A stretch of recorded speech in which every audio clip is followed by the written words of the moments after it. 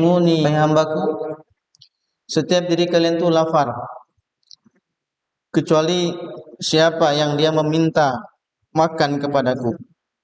Maka mintalah makan kepadaku, maka aku akan berikan makan kalian. Ya ibadi kullukum arin illa man kasautuhu fastaksuni aksukum. Wahai hambaku, setiap dari kalian itu telanjang, tidak memiliki pakaian. Illa man kasautuhu, kecuali yang aku berikan pakaian mereka. Fastaksuni aksukum, maka mintalah pakaian kepadaku. Jadi kandungan hadis ini memberikan kepada kita isyarat bahwa kita harus nantiasa meminta sesuatu kepada Allah Subhanahu wa taala. Walaupun itu sebuah perkara yang remeh ya, menurut kita remeh. Minta makan, minta pakaian, minta dikenyangkan. Kayaknya remeh kan? Akan tetapi ya, yang mengabulkan segala keinginan kita, permintaan kita, rezeki kita semuanya datang dari Allah Subhanahu wa taala. Maka kita minta kepada sumber pemberi rezeki tersebut. Allah Subhanahu wa taala berfirman dalam surat Ghafir, "Ud'uni astajib lakum." Mintalah, berdoalah kalian kepadaku, maka aku akan kabulkan doa-doa kalian. Innal ladzina istakbiru an ibadati sayadkhuluna jahannama dakhirin. Sungguhnya orang-orang yang dia tidak mau minta, dia itu sombong berarti. Sombong, orang sombong letaknya di neraka. Ya, maka mereka akan dimasukkan ke dalam neraka Jahannam dalam keadaan dakhirin, hina. Jadi sifat sombong adalah bagian dari sifat yang merasa cukup. Batrul haq hukum tunas, kalau definisi kita itu. Berikutnya, idza tamanna ahadukum falyukfir fa inna ma yas'alu rabbahu azza wa jalla. Barang siapa yang mengangankan sesuatu kepada Allah, maka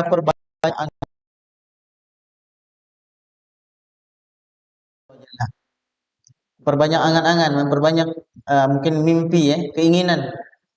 Kalau kita lagi berdoa dalam kondisi mungkin kita lagi berwudu, kondisi kita dalam perjalanan, nah itu waktu yang mustajab kita meminta pada Allah Subhanahu wa taala. Sujud ya, aqrabu ma yakunu 'abdi min rabbih fa huwa sajidun. Waktu terdekat antara aku dengan hamba pada waktu sujud. Kemudian di antara azan dan iqamat. Kemudian di antara dua khutbah. Itu waktu-waktu mustajab. Begitu juga dalam kondisi kita terzolimi, dalam kondisi kemudian puasa, ya, kondisi berpuasa. As-shaim hatta yuftiru. Seorang yang berpuasa sampai dia berbuka itu waktu yang mustajab. Perbanyak waktu itu kita berangan-angan dan berdoa kepada Allah Subhanahu wa taala dari semua keinginan kita. Kemudian Aisyah radhiyallahu anha juga mengatakan, "Sallallahu kullu syai'in hatta ya asy-syisha." Mintalah kepada Allah, bahkan meminta tali sendal pun. Nah, tali sendal kayaknya remeh. Tali sendal minta pada Allah. Nah, seakan-akan remeh, akan tapi di sini mengajarkan kepada kita walaupun hal yang simpel, yang mungkin remeh, kita mintalah kepada Allah Subhanahu wa taala. Orang lain itu pun cuma sekedar penggerak ya. Penggerak dari dapatnya rezeki kita. Wasilah rezeki kita. Ya, saya suatu hari waktu lagi di Jakarta itu habis bensin, nuntut. Di saat orang-orang lain lewat, gak ada yang nolong. Banyak orang lewat, nolong, gak ada yang nolong, itu pun nolong. Tiba-tiba ada yang minggir. Ada yang minggir, seorang bapak-bapak. Ada apa Pak? Bilang habis bensin Pak, dorong. Langsung dia buka jok motornya, dikeluarkan bensin. Apalah kata bapak itu? Bapak ini banyak Pak ini, saya bilang bensinnya. Ini bensin kata beliau, sengaja aku siapkan di motornya hanya untuk nolong orang katanya. Tak gampang. Eh? Suatu hari saya pernah cerita ke klien ya, pernah cerita ya. Saya pergi ke kebun, ada orang habis bensin. Saya apa Pak bilang? Habis bensin Bang. Ini Pak tunggu Pak Suat. Saya ambil selang, saya ambil balasan dari pernah ditolong orang itu. Jadi hal-hal sekecil itu aja kita minta pada Allah, agar kita diberikan kemudahan dalam segala urusan. Berikutnya, ya ibadi innakum tukhti'una bil-lail wan nahar. Wahai hambaku, kamu melakukan kesalahan, melakukan perbuatan dosa siang dan malam. Wa ana aghfiru dzunuba jami'a. Aku yang mengampuni dosa-dosa. Aku yang mengampuni semua dosa-dosamu. Fastaghfiruni aghfir lakum. Maka mintalah ampun. Minta ampun kepadaku. Minta maaf padaku, maka niscaya aku ampuni dosa-dosamu. Nah, ini menyebutkan bahwa luasnya ampunan Allah Subhanahu wa taala dan luasnya kesempatan kita bertobat. Tidak ada kata terlambat untuk bertobat. Tidak ada kata terlambat untuk kembali kepada jalan Allah Subhanahu wa taala. Selagi masih ada waktu tersisa. Kalau sampai gharaq baru enggak bisa lagi bertobat. Napas sampai kerongkongan, sudah mau sakaratul maut baru sudah terlambat untuk bertobat. Bahkan kisah yang sangat familiar tentang yang membunuh seorang pun masih Allah ampuni dosa-dosanya. Nah, kemudian kita jangan pernah bosan bertobat. Walaupun sebaik apapun kita, dan jangan pernah putus asa bertobat seburuk apapun kita.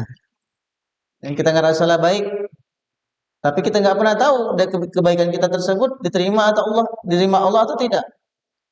Ya, jangan-jangan dosa kita yang lebih banyak sebelum kita bertaubat kepada Allah Subhanahu wa taala. Sebenarnya kalau kita nanti dioferkan Allah dosa-dosa semua kita diampuni aja misalnya. Tinggal tersisa kebaikan-kebaikan ya.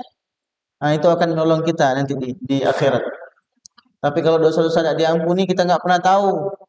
Mungkin ada dosa yang jariah, dosa yang mungkin akibat perbuatan kita pada orang lain, ya, orang yang menyimpan dendam pada kita karena perbuatan salah yang kita lakukan dan lain sebagainya. Nah, maka kita minta ampun kepada Allah Subhanahu wa taala. Kullu bani Adam khata'un, setiap bani Adam pasti bersalah. Ya, kita enggak pernah luput dari kesalahan dan dosa. Pasti salah, pasti berbuat dosa. Nasibuhu minaz zina, kita diberikan kaplingan kesempatan untuk berbuat dosa. Wa khairul khatta'in at-tawwabun, dan sebaik-baik orang yang berbuat salah adalah orang yang bertobat kepada Allah. Kembali taba yatubu artinya kembali kepada Allah, kembali ke jalan yang benar. Nah, para ulama tidak ada khilaf tentang kewajiban kita untuk bertobat. Bahkan taubat adalah fardu ain yang harus dilakukan oleh setiap muslim dan muslimah. Ibnu Qudamah mengatakan para ulama telah ijma' tentang kewajiban bertobat karena sungguhnya dosa-dosa itu bisa membinasakan manusia dan menjauhkan manusia dari Allah Azza wa Jalla. Bahkan Ibnu Qayyim mengatakan taubat itu merupakan awal persinggahan sebelum kita melakukan perbuatan baik, atau pertengahan ketika melakukan perbuatan baik, ataupun di akhir kita melakukan perbuatan baik. Kadang-kadang bercakapnya, kadang-kadang tersalah. Kemudian baru sadar setelah berpisah dengan orang yang kita ajak bicara. Ngisi pengajiannya kadang-kadang salah ucap. Setelah selesai baru sadar, ya Allah tadi salah. Langsung istighfar. Langsung istighfar. Nah, kemudian berikutnya, taubat itu wajib dilakukan dengan segera, jangan ditunda. Ada orang yang mengira bahwa ini dosa yang langganan dilakukan. Kalau bertobat kini melakukannya lagi. Jangan. Sekecil apapun dosa yang kita lakukan langsung bertobat segera.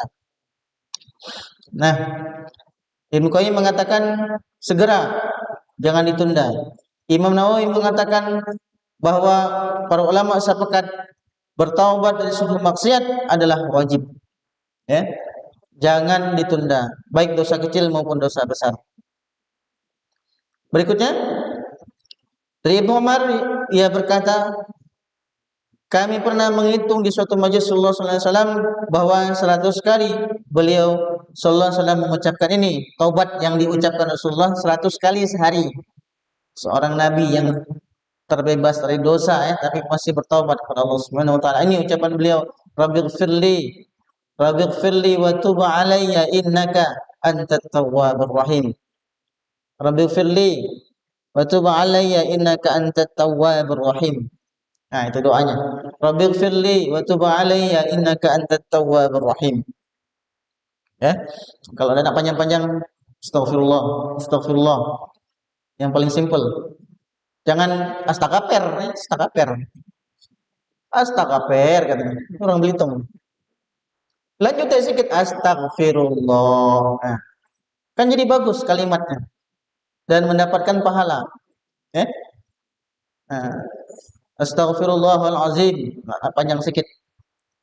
Kalau lebih panjang lagi dengan sayyidul istighfar, kan? Allahumma anta rabbi la ilaha illa anta khalaqtani wa ana 'abduka wa ana 'ala 'ahdika wa wa'dika mastata'. Wa na'udzuka min syarri ma sana'tu. Abu laka bi ni'matika 'alayya wa abu bi dzambi faghfir li fa innahu la yaghfiru dzunuba illa anta. Kalau nak panjang, jadikan wirid dalam setiap hari. Oke, berikutnya.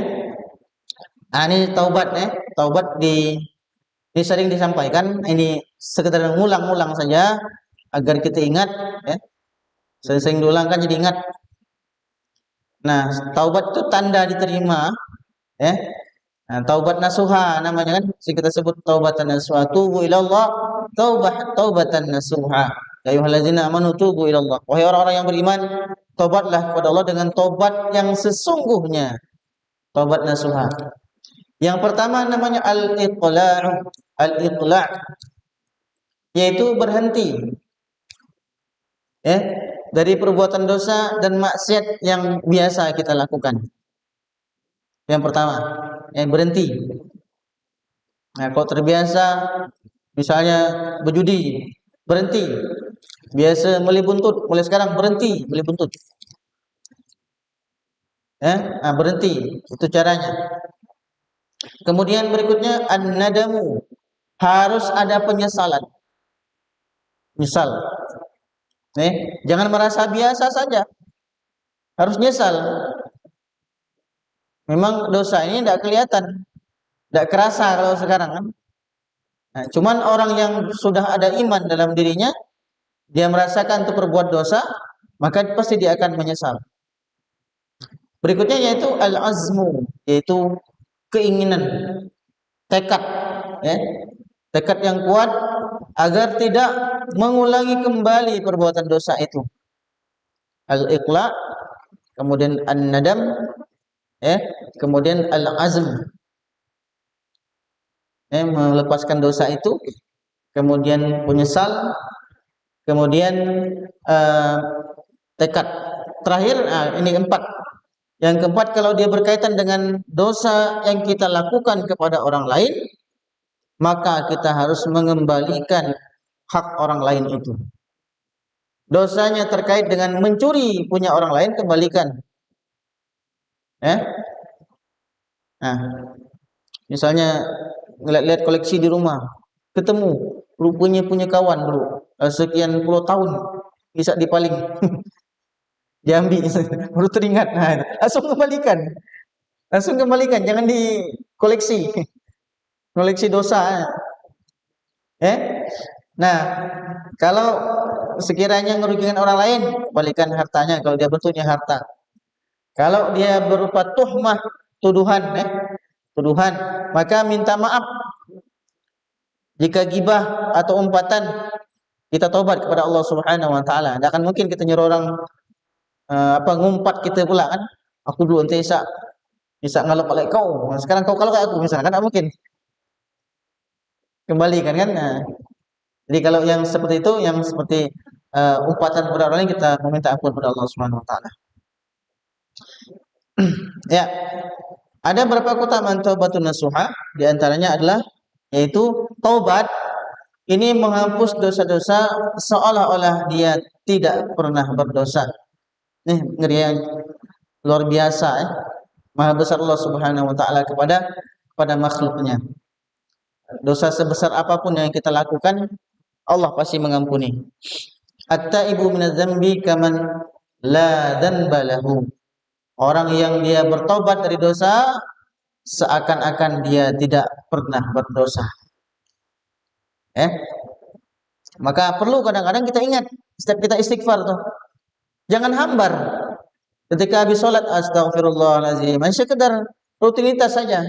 Bagusnya dibayangkan dosa apa yang kita lakukan, astagfirullah. Dibayangkan dosanya.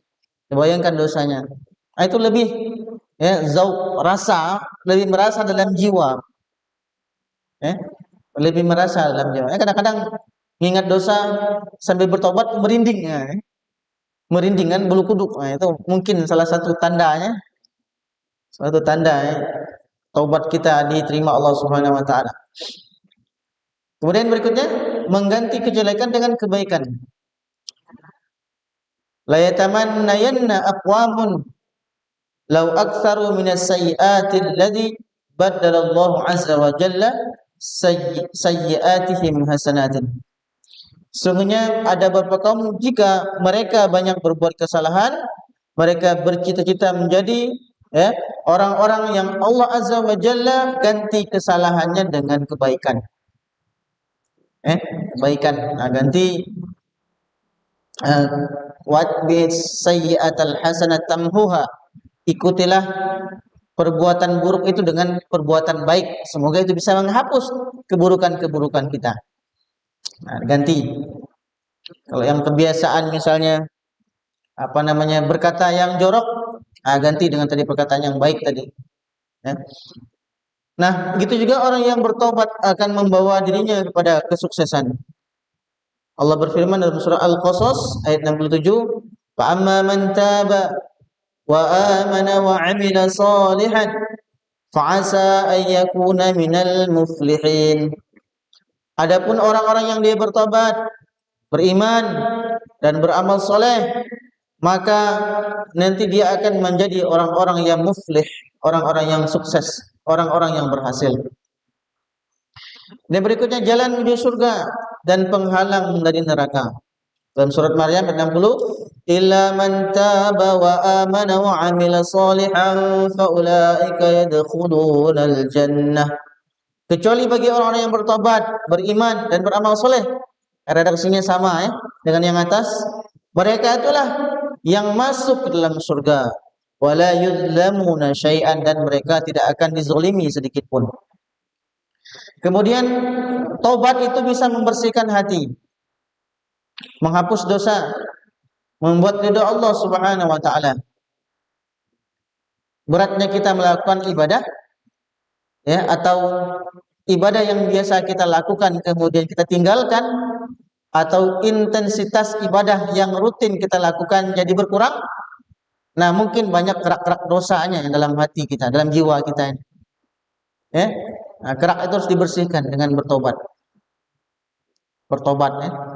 Nah, Allah berfirman dalam surat At-Tahrim ayat 4, "In tatuba ila Allahi faqad saghat qulubukuma." Jika kamu berdua bertobat kepada Allah, maka sungguh hati kamu berdua telah condong untuk menerima kebenaran. Berikutnya Rasulullah mengatakan, "Ya ibadi innakum lan tablughu dharri fatadurruni wa lan tablughu naf'i fatanfa'uni." Kamu tidak akan bisa memberikan mudarat kepadaku. Maka Allah satu-satunya zat yang mampu memberikan manfaat dan menghilangkan mudarat dari kita. Maka hanya Allah tempat kita memohon pertolongan dan minta perlindungan. Maka kalau kita meminta perlindungan, hanyalah satu-satunya meminta perlindungan, meminta keselamatan dan tumpah hanyalah kepada Allah Subhanahu wa taala. Bahkan di saat kita dalam kondisi sangat terjepit sekalipun.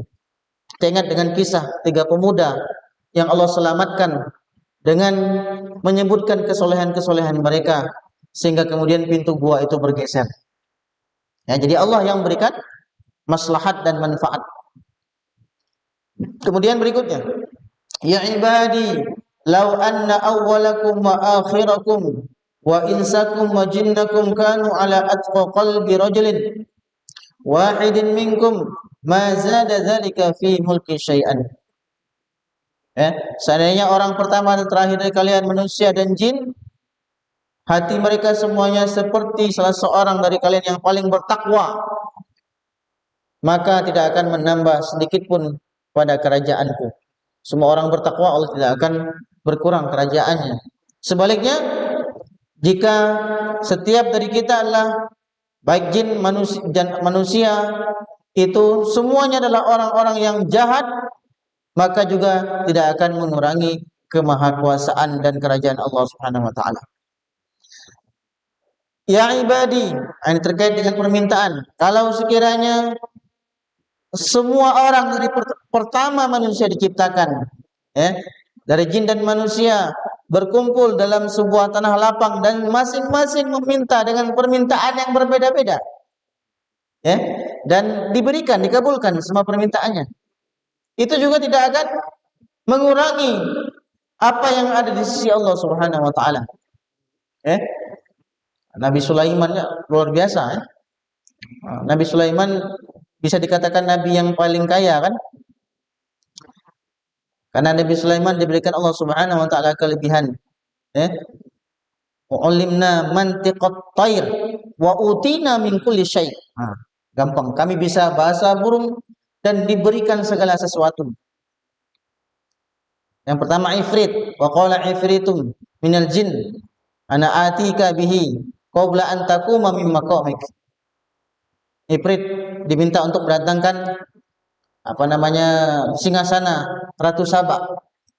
Ada juga orang yang min ahli kitab, yang kemudian ana atika bihi qabla ay yartadda alaika tarfuk, sebelum engkau berkedip. Luar biasa. Istilahnya kekayaannya. Itu masih level manusia, apalagi Allah Subhanahu wa taala. Ya. Seakan-akan kata Allah Subhanahu wa taala seperti jarum yang mengurangi air laut jika dimasukkan ke dalamnya. Hanya sejarum saja. Dunia ini jarum enggak? Semua dunia ini hanya air yang nempel dalam jarum yang dicelupkan ke dalam air laut. Betapa luasnya laut. Jadi kalau begitu kita mintalah pada Allah. Berdoa hanyalah pada Allah. Pintalah apa yang kita pinta. Allah yang Maha Kaya dan tidak akan habis kekayaannya, hanya mengabulkan permintaan kita. Oke, berikutnya ada ayat yang semakna dalam Al-Qur'an dalam surah Al-Kahfi, "Qul law kana al-bahru midadan li kalimati rabbi." Di akhir ayat, di akhir ayat Al-Kahfi ini, "Anafidal bahru qabla an tanfada kalimatu rabbi walau ji'na bimislihi madada." Atau dalam surah Luqman di akhir juga nih, "Walau annama fil ardi min syajaratin aqlamun wal bahru yamudduhu min ba'dihi sab'atu abhurin ma nafidat kalimatullah." Seandainya pohon-pohon di bumi menjadi pena dan laut menjadi tinta, ditambahkan kepadanya 7 laut lagi sudah kering, niscaya nikmat Allah tidak akan habis ditulis. Kemahabesaran Allah Subhanahu wa taala. Berikutnya, ya ibadi innama hiya a'malukum uhsiha lakum. Wahai hambaku, sungguhnya itu semua adalah amal-amal kalian yang aku tulis untuk kalian. Kemudian, faman wajada khairan falyahmadillah. Barang siapa yang mendapatkan kebaikan, hendaklah dia memuji Allah Subhanahu wa taala. Seharusnya kalau kita bisa melakukan kebaikan itu, kita muji Allah, Artinya itu bukan untuk Allah, hanya untuk kita. Kita bisa ada di majlis seperti ini, alhamdulillah. Kita bisa mendapatkan rezeki, alhamdulillah, bukan untuk siapa-siapa. Barang siapa kemudian kata Rasulullah, "Wa man wajada ghairu dzalika fala yalumanna illa nafsahu." Barang siapa yang sebaliknya mendapatkan keburukan, maka janganlah sekali-kali menyalahkan siapa-siapa kecuali menyalahkan dirinya sendiri. Bima kasabat aydin nas. Itu semua adalah karena perbuatan-perbuatan manusia, perbuatan kita sendiri. Baik, maka semua yang dicatat oleh malaikat, katib, malaikat pencatat, raqib dan atid itu tidak akan luput dari Allah Subhanahu wa taala. Maka kemarin dibahas tentang persinggahan hidup sudah mati, ya. Itu salah satunya adalah mizan itu yang ditimbang dalam sebuah kitab hidup sudah mati itu catatan-catatan itu yang ditimbang dalam sebuah riwayat, ya. Catatan amal itu yang ditimbang, catatannya. Yaumil mizan itu. Jadi kita ini nak memperbanyak catatan amal. Perbanyak catatan amal. Recordingnya, semakin diperbanyak untuk kebaikan-kebaikan. Oke, tidak ada yang samar manusia sendiri yang kadang-kadang kita lupa, ya. Kadang-kadang kita sudah lupa dengan amal yang telah kita lakukan mungkin 10, 20 tahun yang lalu, kan. Nah, dengan sholat aja coba sholat kita aja. Sudah berapa sholat yang telah kita lalaikan semenjak kita balik sampai sekarang? Kita yang lupa, tapi Allah tidak lupa, ada catatannya. Melalaikan sholat wajib, rata-rata kan dari kita tidak semua langsung ketika balik langsung taat. Ada fase-fasenya kita mendapatkan hidayah. Rata-rata banyak yang tua biasanya. Lah tua, lah mulai lemah, lah mulai sadar, mulai dekat, lah bau-bau tanah kata orang, baru mulai sadar. Coba di flashback dosa-dosa sebelum yang dilakukan. Sudah berapa sholat kita tinggalkan? Puasa juga mulai balik ke wajib. Lah berapa puasa kita lalaikan? Itu dosa semua. Kita lupa, tapi Allah ada catatannya. Yang gaduh, mencatatan utang bisa hilang. Yang ada utang tidak bayar, orang alam mati lah meninggal. Tapi Allah ada catatan itu, semuanya lengkap. Maka Allah mengatakan yauma yab'atsuhumullahu jami'an fayunabbihum bima 'amilu. Pada hari ketika mereka dibangkitkan Allah semuanya, diberitahukan Allah Subhanahu wa taala kepada mereka apa yang mereka kerjakan. Kemudian ahsahullah wa nasuh, Allah mengumpulkan, mencatat amal perbuatan itu. Tapi kita wa nasuh, kita lupa. Allah catatan, aduh pula ini. Aduh, ngambil duit orang. Aduh, bisa maling rambutan orang. Musim rambutan, ada orang jamaah kami itu nyantai aja gitu kan, mutik sih, padahal punya orang, pikir dia tidak dicatat itu, nawarkan ke aku pula, kenapa? Takut, mula kita tahu itu takut melakukan perbuatan-perbuatan seperti itu. Nah, padahal mereka telah melupakannya dan Allah Maha menyaksikan segala sesuatu. Dalam ayat ini disebutkan udi'al kitab fataral mujrimin mushfiqina mimma fihi wa yaqulun. Dalam surah Al-Kahfi diletakkanlah kitab, catatan amal kita. Lalu kamu akan melihat orang-orang bersalah ketakutan terhadap apa yang tertulis di dalamnya. Wa yaqulu ya wailatana ma hadzal kitab. Ini pernah dibaca oleh imam. Apa ini buku? Catatan apa ini? Kita lupa.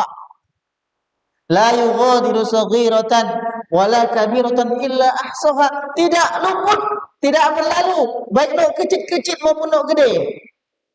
Kecuali semuanya tertulis. Kecuali semuanya diperhitungkan, kecuali semuanya dihitung. Wa wajadu ma 'amilu hadiru wala yadhlimu rabbuka ahada.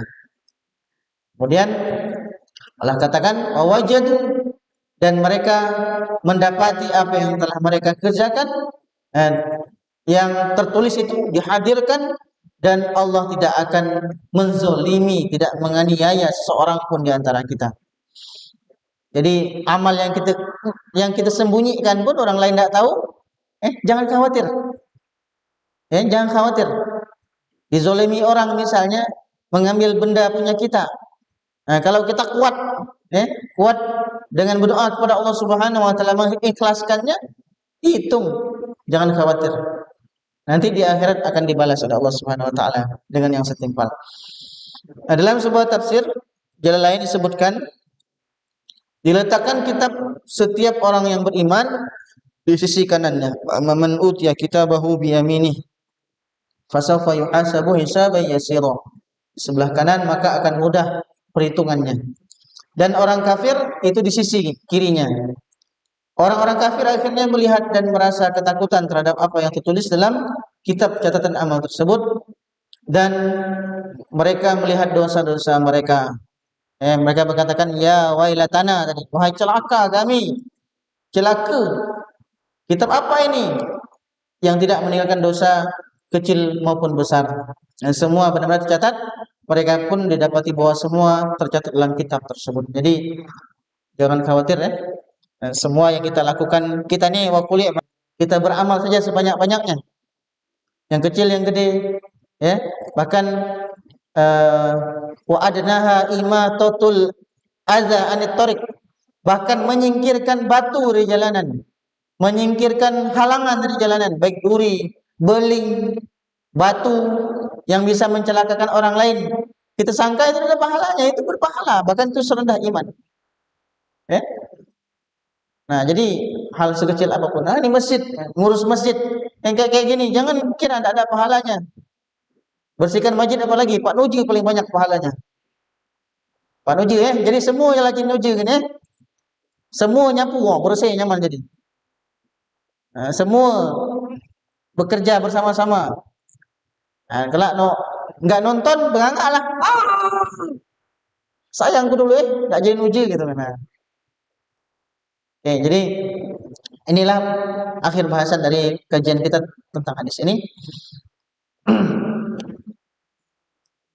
Baik. Masih ada berapa menit sebelum kita lanjutkan? Kalau ada yang mau diskusikan, insya. Berapa menit lagi? 5:03. Semenit lagi. Habislah cukup. Kita lanjutkan insya Allah minggu depan ya. Minggu depan temanya tentang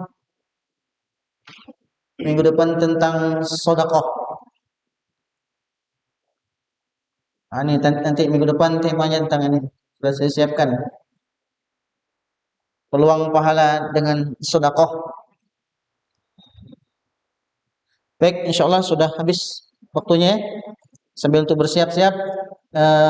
Sekian, mohon maaf kalau kurang berkenan. Wallahu a'lam bishawab. Assalamualaikum warahmatullahi wabarakatuh.